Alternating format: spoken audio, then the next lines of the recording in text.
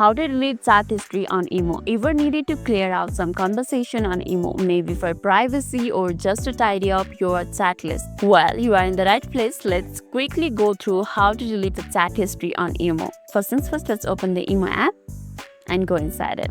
Once inside it, you'll be seeing this type of interface, and this is the chat section. Now what you have to do is simply tap on the conversation where you want to delete the chat history. For example, I want to delete the chat history with this person right over here. Let's tap on it and go inside it. Now what you have to do is simply tap on this three dots in top right corner. It's right over here. Let's tap on it and it will be taking you to this type of interface. Now just scroll down and here you can see an option called delete the chat history.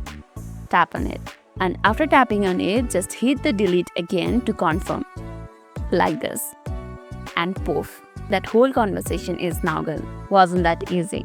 So that's all for today's video, and if this video made your day a little bit easier, don't forget to like and subscribe for more amazing tips. Thanks for watching and see you in the next video.